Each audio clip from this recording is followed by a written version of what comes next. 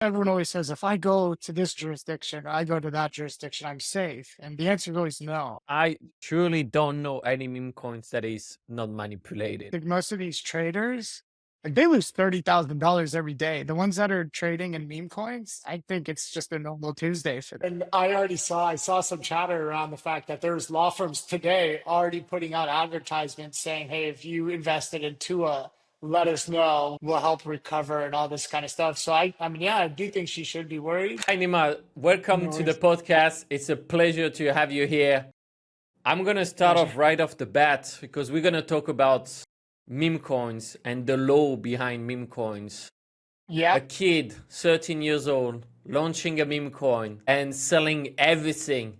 Is it legal or illegal? And that kid was pretty funny. I'm pretty At sure. least.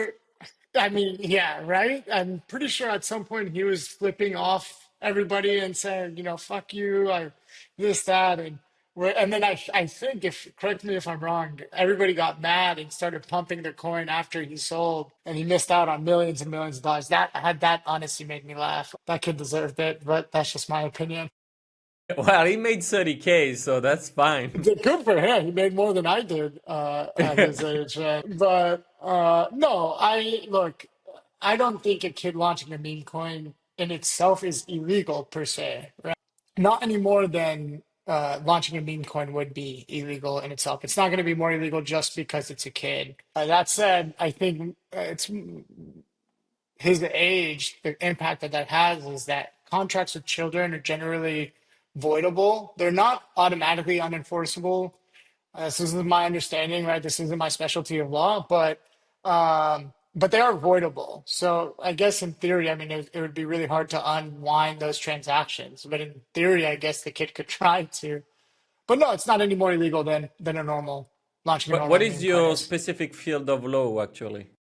Yeah, it's a good question. So I come from a more traditional background in large market mergers and acquisitions and private equity. And then I started getting into ECVC work, which is more just startups, is the best way to explain that. So helping you from formation organization through each round of your financing, all the way through acquisition. 2017, it was full-time crypto doing the same thing, just with all of the crypto layers on top, if you will. Okay. So now today you're more specialized in crypto, or It's all I do. It's all I've been doing since 2017. So wow. I've seen it all. I've represented everyone from layer ones to dApps, third-party staking services, people launching meme coins. Of course, on Pump.Fun, right? Oh, they do talk to Yeah. you before launching on Pump.Fun. Yeah, of course, because they have the Why? same questions. They're worried too. They're people who don't want to break the law and don't want to get in trouble. So, I mean, I even maybe a month ago, I put together. No, it's probably a little bit over a month ago. I had a client. They wanted to launch these coins, and they had some IP issues as well because they were going to use like celebrities and stuff like that without their permission. So we had to kind of pull together some guidance for them and everything for them to be able to go launch meme coins on Pump.Fun. Wow. So you're a certified Pump.Fun lawyer. I mean, look, I'll tell you what, I launched my own meme coin on Pump.Fun, but not really, right? I went Hey, through the whoa, whoa. process. What do you mean? What do you mean? How much of the supply you were owning? None. I didn't buy any of it. Even at the beginning, I put zero. I just had to go through the flow so I can make sure I understand what my client is doing. Hmm, Yeah. that's interesting.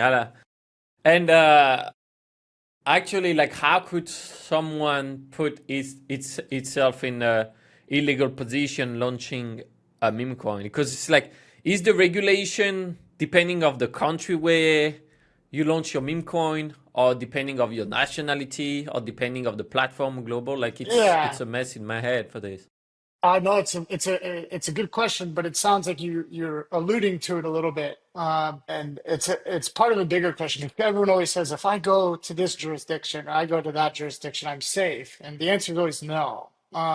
Maybe there's some benefits to going to specific jurisdictions or maybe more crypto-friendly jurisdictions, but if I'm in Cayman, Panama, BVI, Wyoming, wherever, and I'm doing business globally, I'm subject to every jurisdiction that I'm doing business in. And each one of those jurisdictions are going to have their own set of laws, their own set of rules, their own set of analyses, and everything like that. And where you end up with is a lot of people just look at their largest markets, the EU, the US, Asian markets. They say, okay, let's just make sure we're good in those jurisdictions. Everything else, I'll roll the dice, right? Because it's almost Mm. impossible to conduct that kind of an analysis. But how could someone know? Because like if I launch a meme coin, I don't know who's gonna buy it. Yeah, correct. I mean, there's risk associated with that. That's complicated then. Yeah, it's very complicated. I mean, the idea is if you're going to launch a meme coin, just I think, if someone in Myanmar buys it and you're violating laws in Myanmar, I don't think they're going to come after you. You know what I mean? If Yeah. you're in the United States. So if Yeah, you're in the yeah, yeah. United States, make sure that, you're not violating US securities laws. Always make sure your home jurisdiction you're compliant with, at the very least. But if you violate US security law, maybe they will come after you no matter where you are. That's correct. Yeah, if you do it bad enough, they certainly will come after you. And I think that kind of goes to How the much is bad illegality enough? of it if you commit a crime. So you saw like there's a bunch of cases recently that where did you see that whole sting operation by the FBI for market manipulation? I heard about it briefly. Yeah, so what happened was the FBI created this fake coin, Next.ai or NextAI, something like that. And they went and sold it and did all this stuff and hired all these market makers. But they hired market makers that specifically would contract with them to manipulate the market. So drive up volume, manipulate price, wash trading, all these sorts of things. And it was a sting operation. So then, the BOJ brought a number of actions against those market makers. They made a bunch of arrests, and that was a crime. That was market manipulation. And that kind of goes into meme coins as well, because it's very prevalent, especially on Pump.Fun, where you'll see Yeah. people who are launching. Yeah, go ahead. Yeah, I mean I truly don't know any meme coins that is not manipulated. That's correct. Everybody is going to, they don't want you to think that a lot of the team is holding the coins. So they're going to make 15 Yeah. different wallets. Yeah, they all do that. I mean in a way, like if you take the stock market, it's quite manipulated as well. Like as because I feel like the 80-20 rule happen all the time now. Yeah, correct. But that's definitely very different, right? One is clear, you understand, everything's kind of, there's no deceptive acts, right? Of course, that happens in the traditional markets as well. I don't think it happens as much as it does in the meme coin market, though. The density Well, of it's that just occurring in the like meme coin, yeah. I feel like in the meme coin market, everyone can do it. Like in the traditional market, if you have contact in the Congress or you know someone working in the company or whatever, you can have some insider information. But in meme coin, it's like everyone can do it if they put enough work in it, and Yeah, I mean, that's it's where it easier in put the the meme powers. coin Yeah, market. Yeah, you don't have as many guardrails up. It's literally you're going to one random website. You're not having to act through brokers. You're not having to go through all these sorts of systems that are designed to prevent that from happening, right? But on Pump.Fun, you just go and you do it. yeah. I mean, then there is the question because it's like all that is decentralized in a way, and I think like we can talk about like how the decentralized autonomous organization later and things like that, how because it's coming back a bit. But so as we are interacting just with a wallet on Pump.Fun, how can one know who is who? You mean in terms of like identifying the actual Yeah, person who's maybe, for yeah, example, launching the meme coin? yeah, Yeah, I mean, look, it's a good question. Now we're not really getting into, hey, are you doing something wrong or something bad? We're just talking about, are you going to get caught? Is the reality. And I guess, like, look, I'm not the technical expert, but if you're good enough about using your VPNs and keeping your identity away and kind of staying away from any of the sorts of forensic analysis that would happen in order to determine your identity, sure, in theory, you can go do whatever you want and never get caught. And candidly, I think there's so many people violating these laws that a lot of these people who are launching meme coins, they're not worried about hey, am I violating a law? They're more worried about, hey, am I doing this bad enough that a regulator is going to come for me? Or do I just need to, outrun my friend, not the bear? There's always that saying that you never need to be faster than the bear that's chasing you. You just need to be Mm, faster than your friend. it's true. That's why you are so fit. You've been ready for that day. That's kind of you. No, I'm very out of shape right now, unfortunately, but it's okay. I'm working on my way back there. That's interesting. Yeah. I mean, the thing is, then the meme coins generally the size is pretty small. It's like we're talking about few Ks, 10Ks, 20K, sometimes 100K, but then there's always a new case. So I don't even know how they're gonna manage this because there's always a new thing, there's always a new way, and then it's constantly moving. Actually, we had the Hoktra girl, right? She just Mhm. launched a meme coin, and Everybody's I thought, upset. They really mad at her. man, that's funny. I was like, what did you expect? I What did you don't. expect? It is so funny to me. I had a client once, they come to me, they launched a meme coin. It did bad, right? It didn't do well. And they were like, hey, people are upset. I'm like, how bad? And they're like, I don't know. There's like two guys that are on Twitter being angry about it. I was like, okay, like I think that's okay. I think most of these traders, like they lose $30,000 every day. The ones that are trading in meme coins, I think it's just a normal Tuesday for them. Yeah, yeah, it So with is. this one, it was surprising how much people were pissed off. Yeah, but I think it's because they can easily point at someone. Yeah, If you give them someone they can point at easily, then they're happy because all the fingers point in the same direction. It's like common enemy thing is typical human psychology. you're But right. Yeah, I was like wondering like how would one invest into a meme coin because of a girl won't say hot toi on a video interview in the streets? Like how is that I a tell sound I investment? They think, yeah, I'm gonna make millions out of this. it's I told you again before we started recording. I told you Idiocracy, that movie I was telling you about was a documentary. I always love to make that joke. Yeah. So tell us about what is the movie about because they don't know what we talked about before. Yeah, that's fair. Yeah, I should have asked your audience beforehand. It's an American movie, and the movie is just about how the world slowly gets dumber and dumber over time because all the smart people are too busy working, solving the world's problems, these sorts of things, and all of the less intelligent people are busy procreating and bringing new life into this world. So everybody just gets dumber and dumber, and eventually we're feeding Gatorade to our plants and watching stupid TV shows, and it's just a movie about how the world just gets dumber. And this morning I woke up, I saw the Hawk to a Girl thing. I was like, yeah, that movie was not a comedy; it was a documentary. He was visionary. I mean, like, so the launch happened, and then I think the team was owning about 95% of the supply. Yeah, there's something like that. I think it was like 96%, and then I think like a couple hours later. She came out with her Hawkonomics or something like that, basically her tokenomics, and said, we're reserving this much for this, that much for that.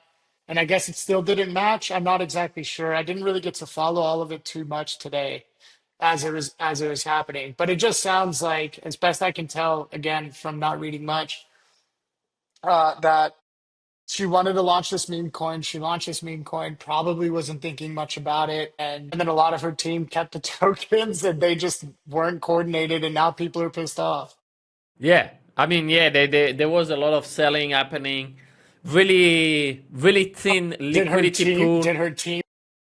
Yeah, I mean the tokens that people got at the beginning, yes, there Okay. was selling happening because I saw a few wallets that didn't buy any token that sold, Yeah, and then also like it was with like a pretty small liquidity pool.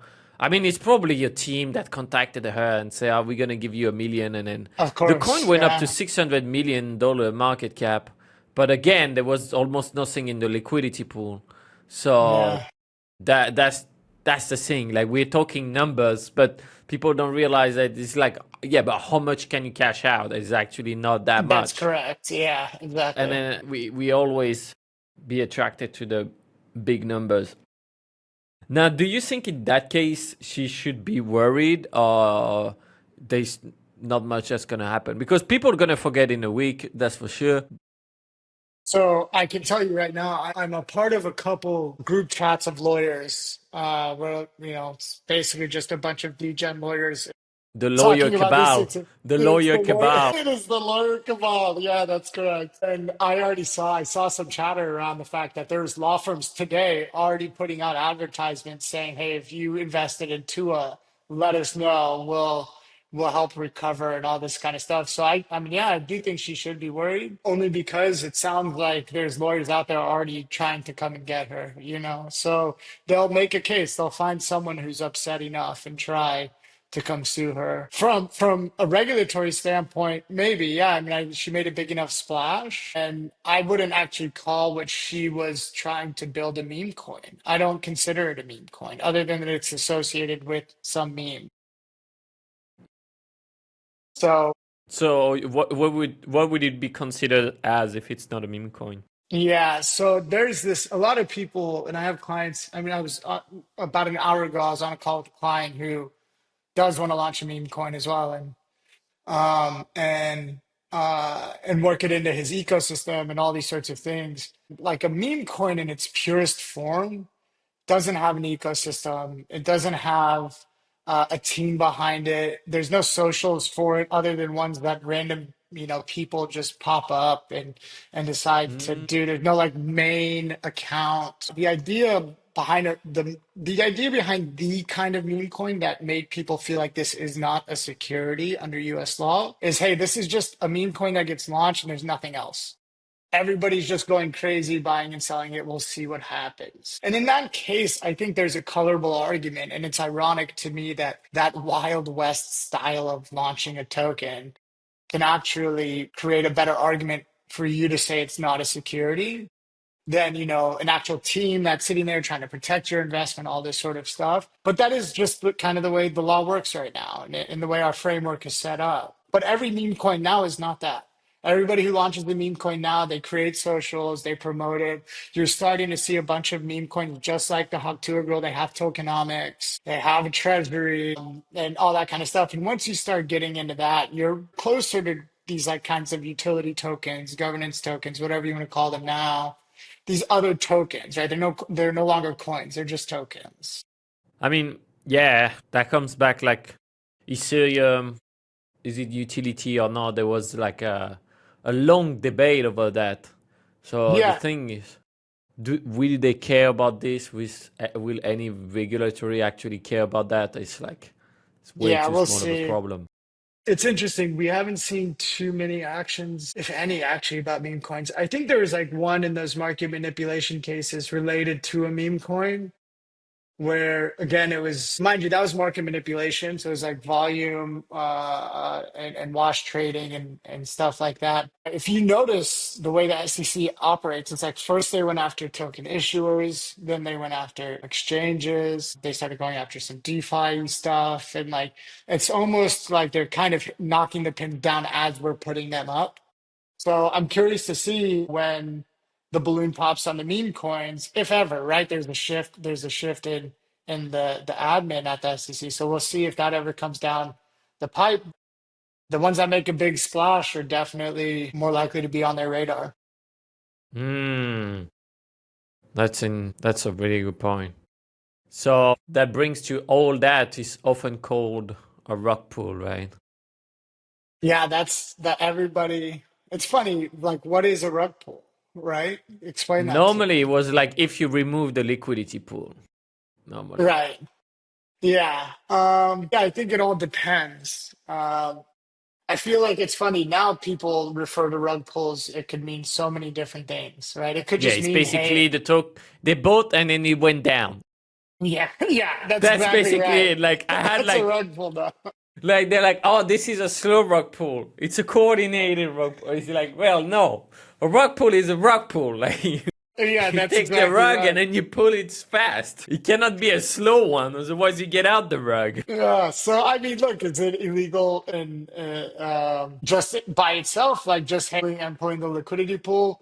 Maybe. I mean, if someone wants to argue that, hey, you led them to believe that you weren't going to do that, which I'm willing to bet you did, right? Then, yeah, of course, they're going to have a cause of action against you. If you do anything where you're lying to someone, and this is like, I'm oversimplifying it by a lot, but basically, if you lie to someone and they give you money, they can probably sue you. Regulators can probably come after you, right? Hmm.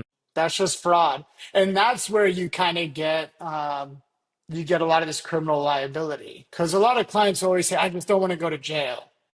That's what they always say to me. I was like, okay, like I know it's super gray area. I want to be as compliant as I can. It's okay if I have to like do something that I like if I don't know the actual answer, right? Because everybody in crypto, you're never going to get risk to zero. You can get risk as low as you can, but it'll never be zero. So everybody's always taking some kind of risk, no matter how much of a good actor they are, no matter how much they're trying. But what they always say is, I don't want to go to jail. And the simple answer for that is, okay, don't commit fraud. Don't lie to anybody. You're just a good rule of thumb is if you think you're not supposed to do it, then don't do it. That's a good point. So, for example, like in meme coins, we see a lot the use of bundlers, which is like you deploy the token on Pump.Fun, but then you will have like 10, 20, 30 different wallets buying, which are controlled by you. Like Mhm. in that case, would that be committing a fraud? Yes. So that would be market manipulation. And I should be clear, I keep saying this word. One, I want to be clear about what that means. There's no, in the US, there's no law that makes specifically market manipulation illegal. Like that word doesn't appear in our statutes, at least not that I've seen. But there's a bunch of different statutes under many different regulatory regimes that say more or less, don't do anything deceptive, fraudulent, don't lie to people, don't do this. If you do that, you can get in trouble. And that's generally criminal liability. You can go to jail for something like that. And that's what you saw again with that sting operation with the FBI and stuff that I was talking about earlier. You saw a bunch of people get arrested and go to jail for that. Mm, So using, bundlers, the bundler thing and deceiving people into thinking that the token is more distributed across wallets than it really is I would assume that that's going to be considered market manipulation. got it. And then this, because so if we see socials and everything as a meme coin, I mean, it's run by a team and it's not really a meme coin per se, as you say, that way it's like just happened to be there. But Yeah. it's always someone who launched this, right? Someone had to do it to launch it. So now Mhm. we have the CTO. Have you heard of this term? Yeah, like taking over. I mean, I've Yeah. quite The literally been community involved in one. takeovers, I've which been is, involved in one. Yeah. you've been in, the lawyer cabal is everywhere, man. Well, dude, we represent these people. They They they are come, they you ask guys. me. You got like you were in the squirrel like Peanut, like you defended the peanuts that got killed for no Yeah. reason. That's good. Yeah. The CTO. It's the meme coin takeover, the community takeover. Yeah. And then in that case, then that's the same, like because they're gonna run product. I mean, they are like if we listen to what you say, the space is fucked because anywhere you go, like on deck screener, you have to pay for advertising. People Yeah. will use volume bots. Yeah. Handlers are pretty common as well. So it's like, it was there like even on Pump.Fun when we launched the meme coins, you invited to put links for the website, the social, and everything. So there is a team always behind.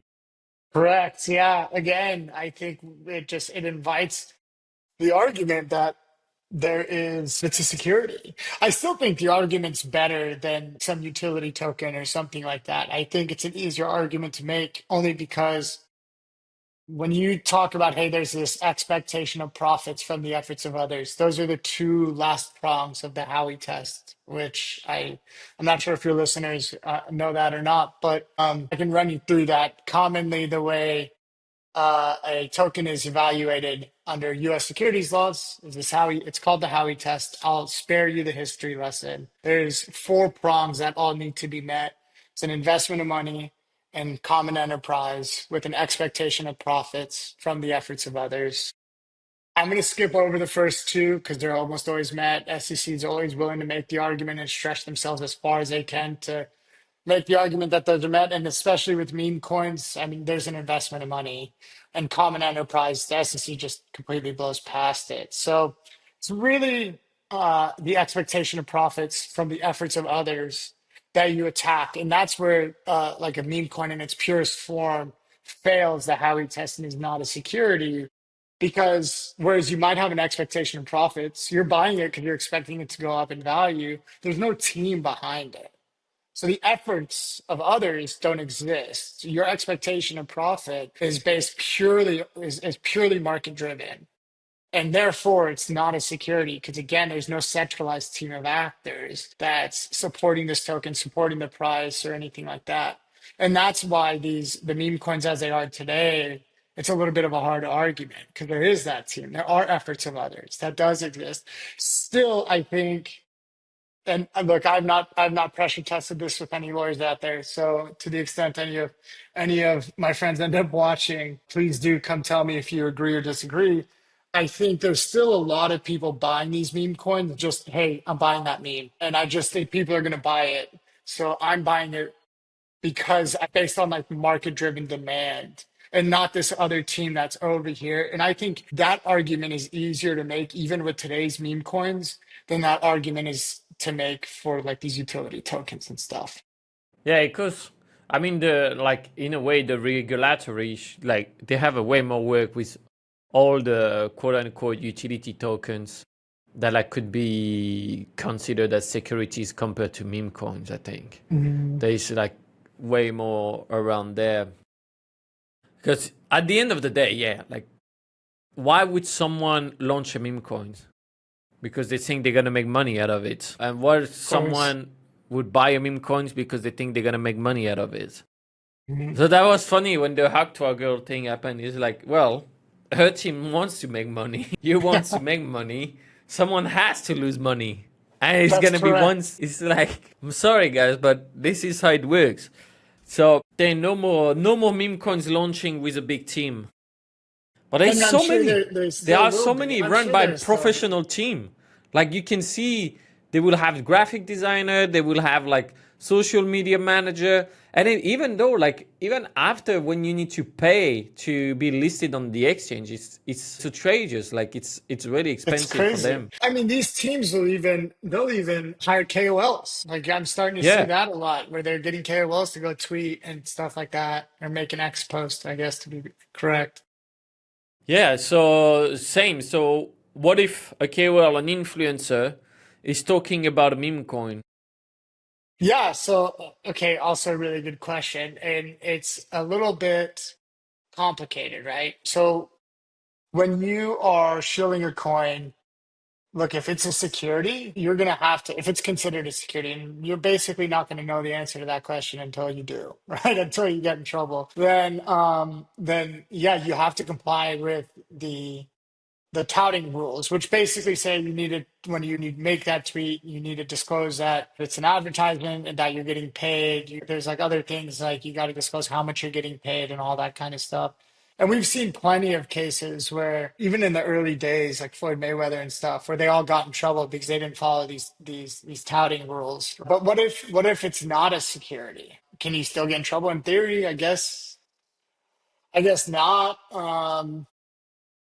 But I think you're always going to have that risk that it's a security. Not to mention, even outside of the touting rules, there's still this concept of statutory seller where you kind of give this civil right of action, not to regulators, but like to individuals, to third parties, to the meme coin purchasers. In theory, if I don't launch the meme coin, I'm not the team, but I want to pump this thing so hard and I'm a celebrity and then I go and I buy a bunch of this meme coin and then I pump it real hard and everything like that and I benefit from that and then I just go and sell it all while it's at the top, dump on everyone, everybody gets screwed.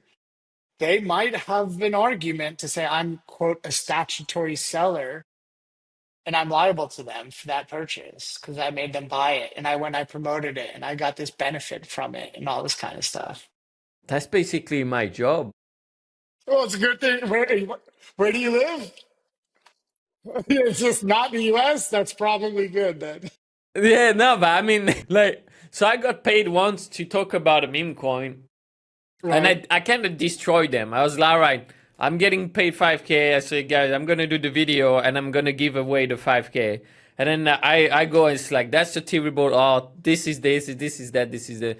So it's like, but I mean, everyone who does video about investing, they talk about the investment they did. In a way, Yeah. they're like, Yeah. and it's the same when you go talk to a friend. Like you'll be like, all right, yeah, I think like it's a really good opportunity. This one, of course, everyone bought before they start to talk about it. They do their research and then start to push it. But and then they're gonna sell when They've the already market is up. They're invested in not you. gonna wait Yeah, that it of goes course. down. Ha, exactly. It's complicated. It's It's all complicated. complicated, man. It's the whole investment world in this space I find to be so fascinating.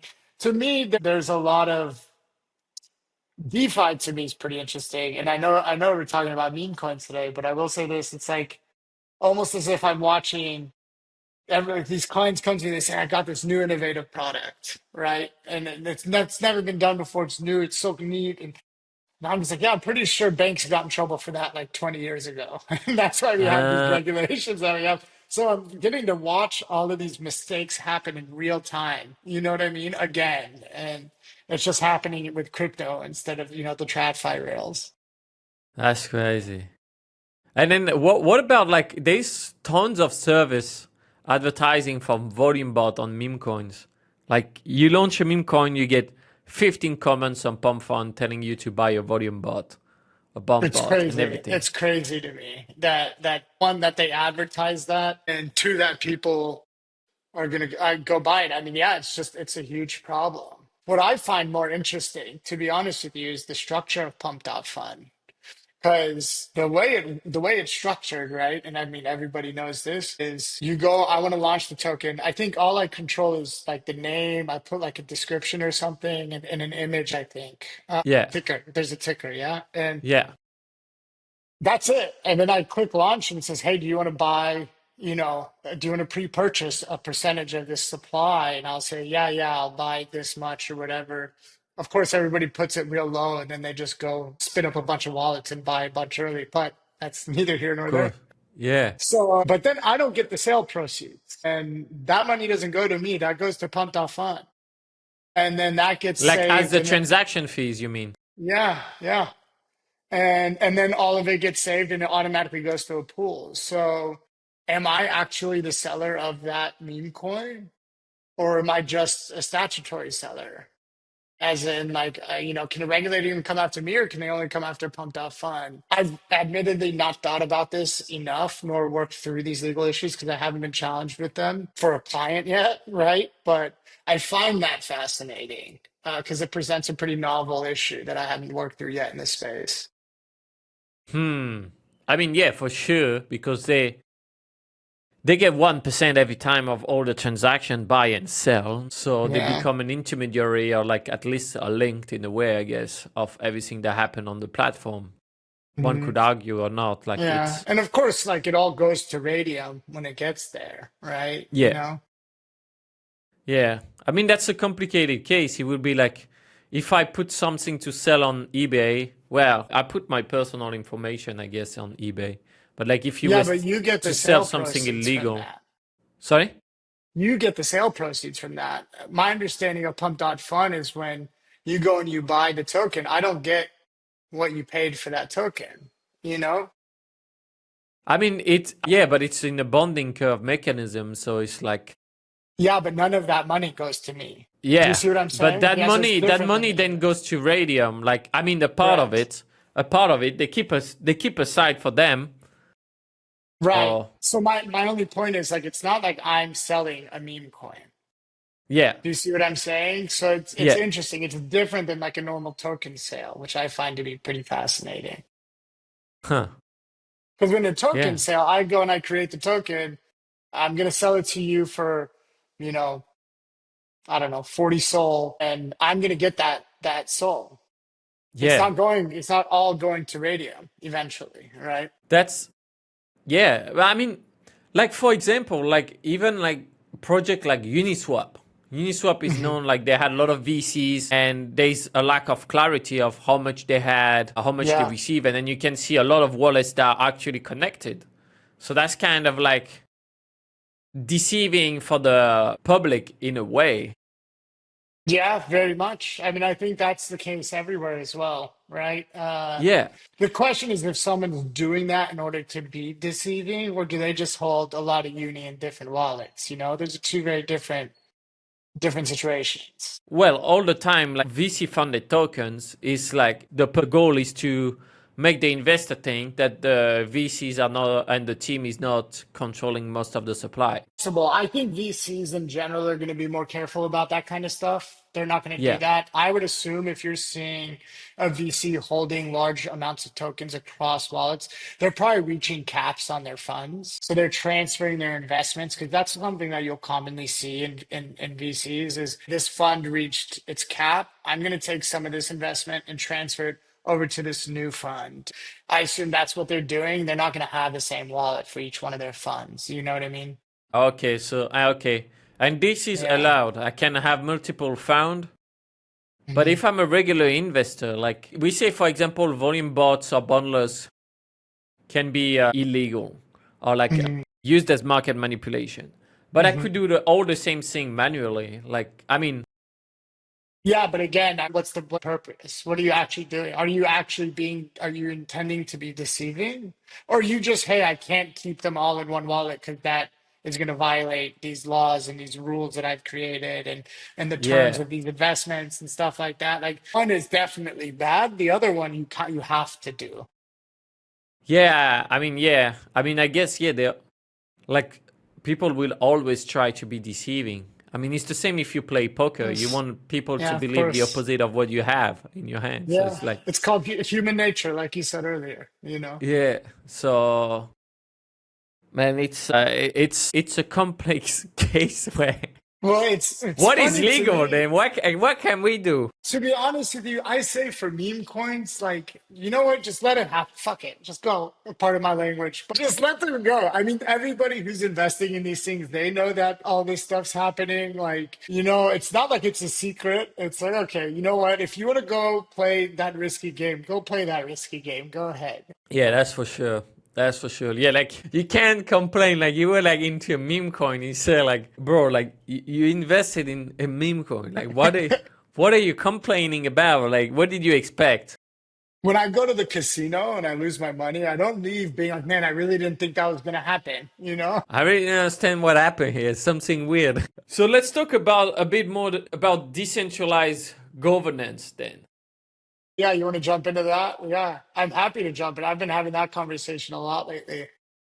Like so what's new in this? Not really, there's not really anything new, to be honest with you. I don't know exactly why, if it's just the election or what, but I've noticed kind of a renewed interest in it. I know A16Z recently has been pushing it harder as well. So maybe that's why these new crypto companies are really interested. But I don't know. I always find it interesting only because there's like kind of two flavors of it. And there's one flavor that's more common in what we see. It's like what most DAOs kind of look like. But then when people are saying, I want to do a DAO, right? They're really talking about the more rare flavor. And that's what they think you're going to get. And what I mean by this is a long time ago, there was this one of the commissioners, the SEC, or one of the directors, Director Hinman, came out and he made this speech saying, you know, Ethereum used to be a security. Now maybe it's not. And I think there's a way that a token can be a security and eventually not be a security. And what he was really getting at is this whole decentralized governance thing. And that's kind of, at least as far as I can tell, where this idea of decentralized governance really took a foothold and really became popular and stuff. And ever since then, everyone says, I want a DAO. My next question is it because that's like important for your product, for your ethos, for your ecosystem? Is this like what you actually want to do? Do you just want to do it because you want to save yourself liability? And it's almost always just because they think it's good for a regulatory argument. And it can be in theory. But, and this is also a gross oversimplification, if you want to reduce risk through decentralization, it has to be a fully decentralized one token, one vote governance model. None of the councils, none of these centralized decision makers. You really got to set this thing up to be as decentralized as possible in governance. People need to be able to actually propose votes. Even small token holders should be able to propose votes. And again, like you're not going to have a council or a board. That's just impossible. Those DAOs are always going to fail. Let's be honest. So what ends up happening is everybody just says, hey, okay, I'm going to do a DAO. I'm going to hold the majority of the tokens originally. And then over time, we're going to decentralize it. And I'm not going to be in control anymore. And we'll have a Mm, board or a council or something like that. And you'll see that. Like, you'll see that, like, what is it? Ape DAO does that. They have like a board. I think it's like a board of 7 or something. And they can, I believe they can be elected. By the token holders, but to be honest with you, I would need to go refamiliarize myself. And in those kinds of DAOs, you're not going to have this argument that hey, this thing is fully decentralized, and therefore those tokens that represent your ownership in the DAO are not securities, right? Because that's the argument that you can make in theory. And I'll tell you the reason, sorry, before I move on to the other kind of DAO, I should explain why that's the case. We talked about the efforts of others, the expectation of profits and the efforts of others. If you have a DAO that you're controlling because you own even one token and you get to vote, then you're as close to a general partnership or a member managed LLC as you can be. And through case law in the United States, that's really come out to not be a security, those units of ownership. So if you're willing to do that with your DAO, great. You could probably experience some risk reduction.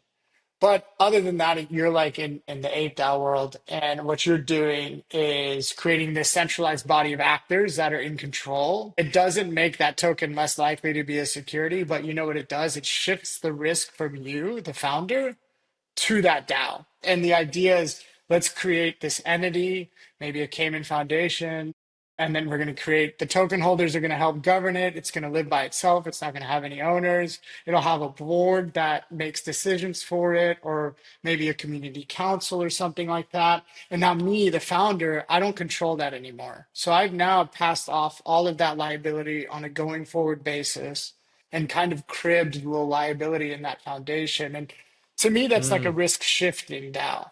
But I don't think most people think about it that way. They think they're getting the risk reduction DAO whenever they say, I'm going to do a DAO. Okay, yeah.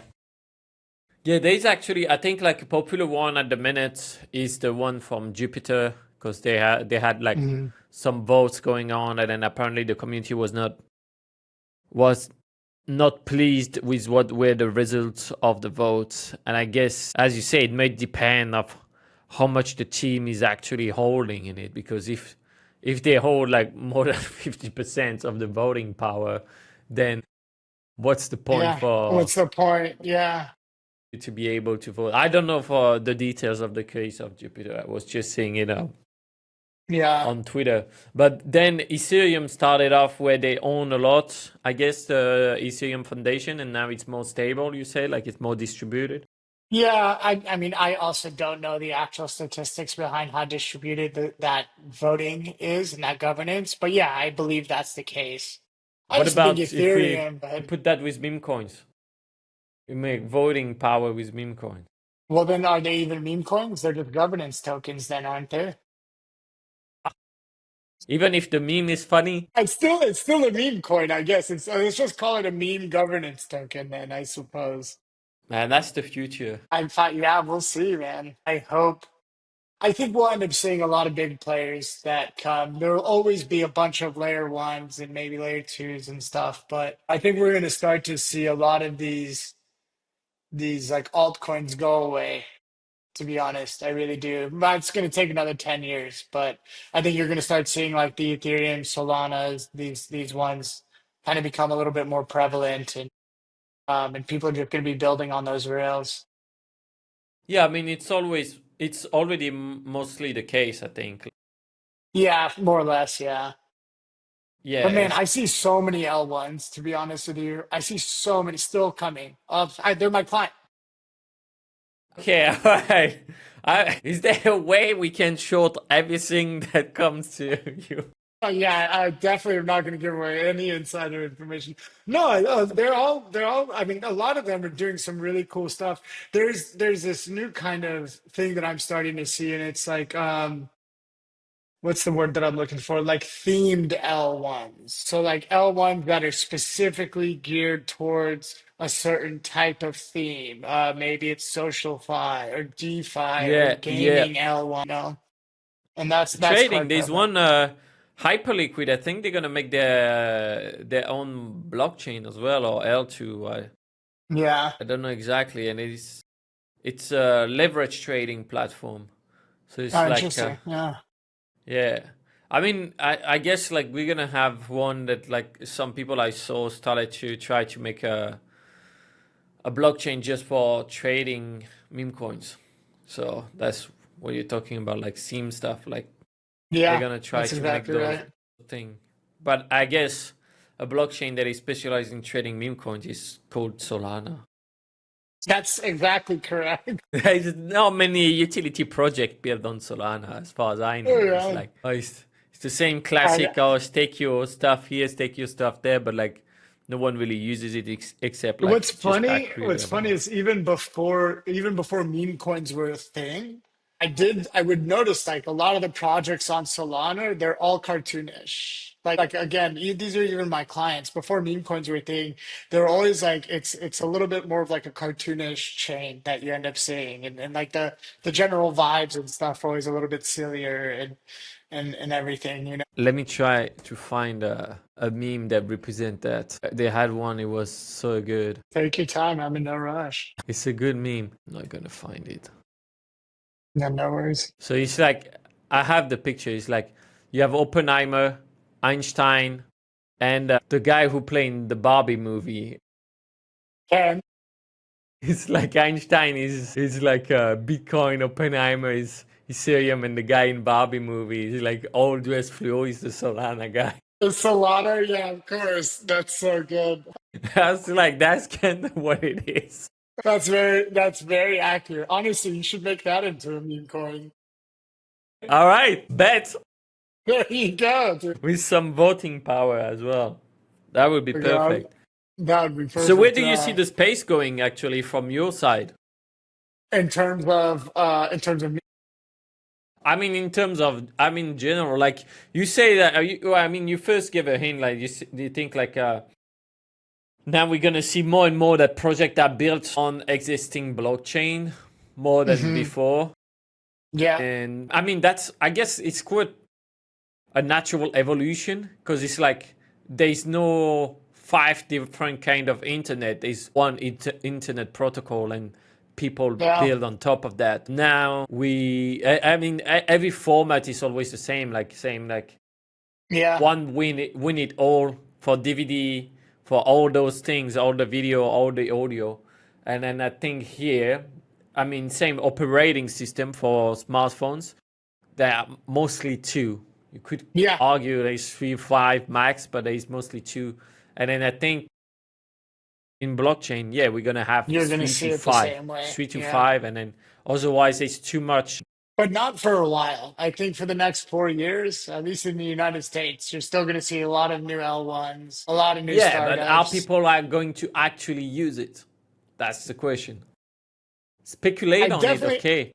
I'll tell you what, I definitely think that it's not going to only be Ethereum and Bitcoin and Solana. I don't know which one's next, but I definitely think you see that stuff all the time. Like, I don't know if you remember when COVID happened, nobody knew what Zoom was. Everybody knew what Skype was.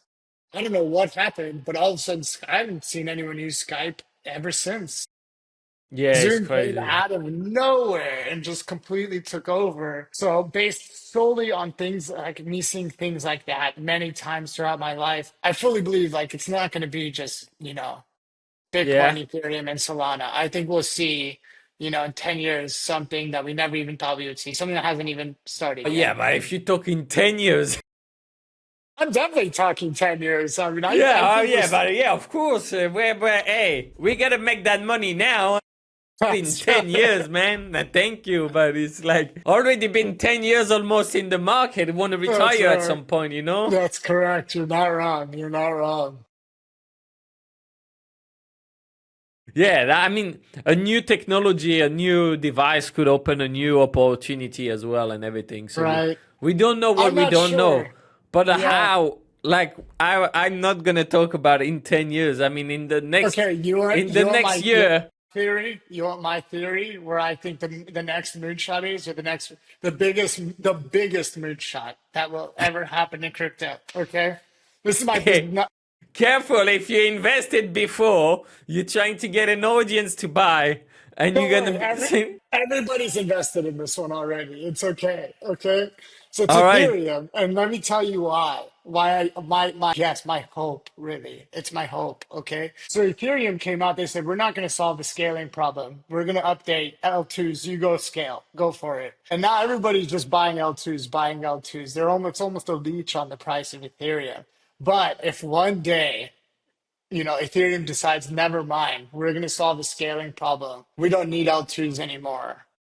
Then on that day, Ethereum is absolutely going to moonshot and go absolute parabolic. And I think that's good. If that ever happens, which is, to be honest with you, I've just got my fingers crossed. I have no real idea if it will. That's no, I my mean, hope. I saw Vitalik a few times. I think he can't be bothered, to be honest with you. Like, so I mean, I dislike L2s. I genuinely Yeah, I dislike don't like them L2s. either. I mean, they're good when you're there, they're good, but it's so hard to get there, and it's so hard to leave from it.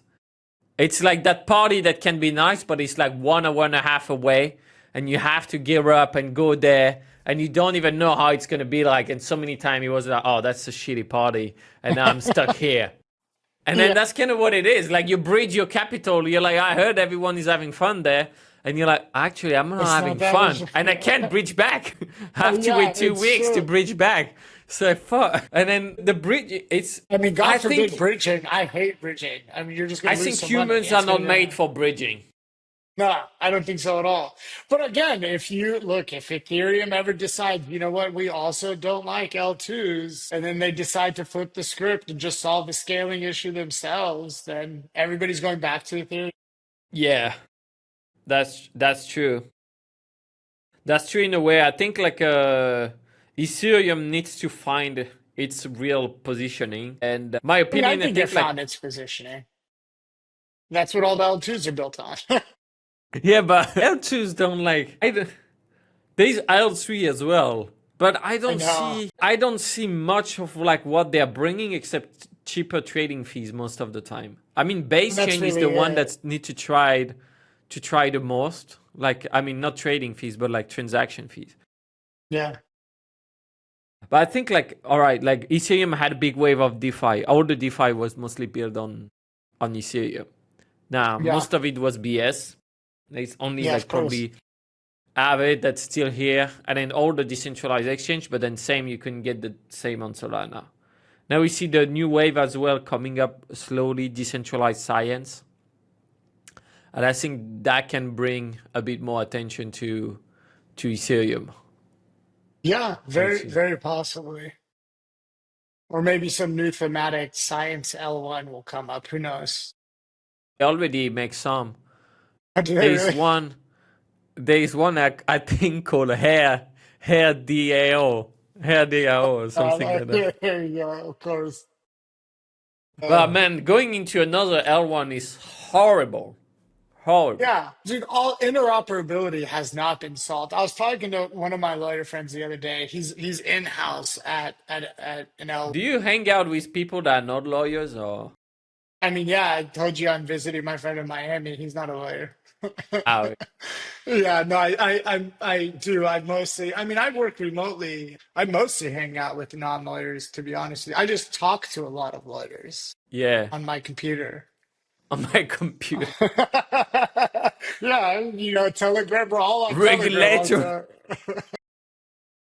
You guys must make so many debates that end up nowhere because it's so new. You can't make To the be honest with you, half of it's memes. Okay, luckily, I'm blessed. I'm glad the lawyers in this space are very different than lawyers in other spaces. Most of the lawyers in this space, they're fun, they're nice, they're more regular people. I mean, you could tell like this is how I dress when I'm working. This is how I dress when I'm on my client calls.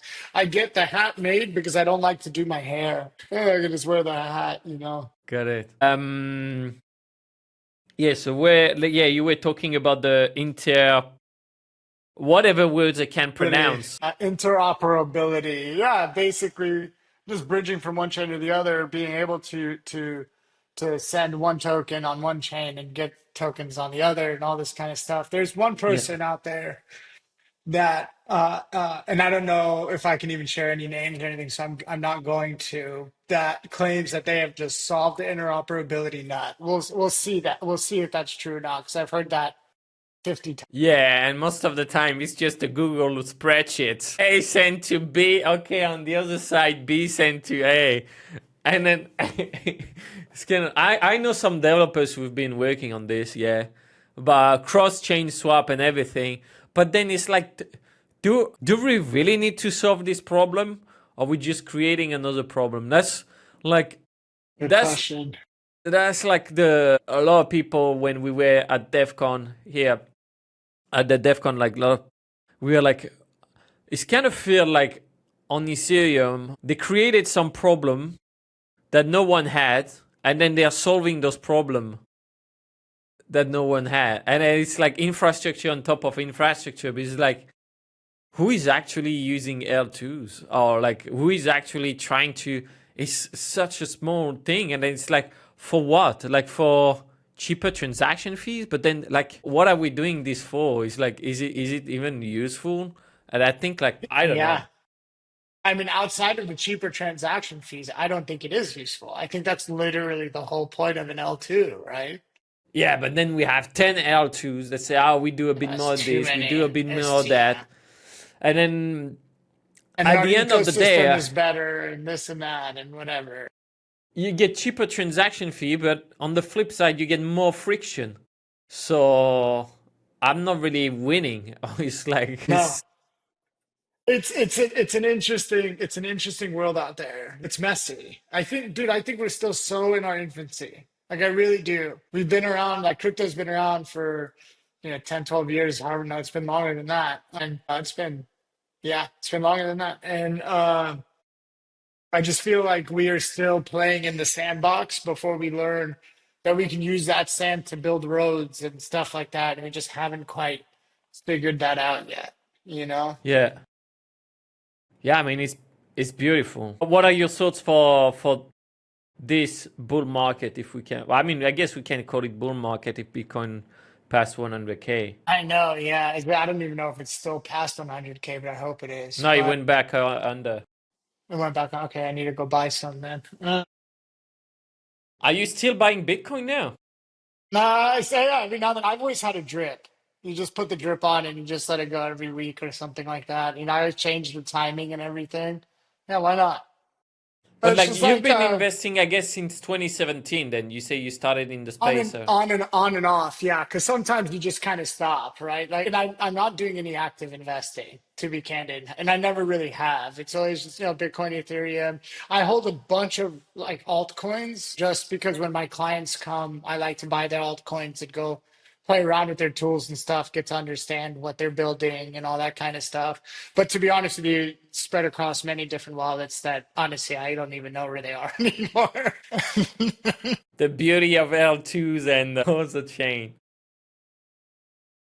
That's why if you've been buying Ethereum for a while, you're still hoping on the Ethereum That's correct. moonshot. That's very correct. That's exactly right. Bitcoin, like, it's like everyone who's trying to push Ethereum down my throat. I'm like, all right, how many Ethereum you have? I said, okay, so you can Yeah. basically live off staking your Ethereum. Yeah.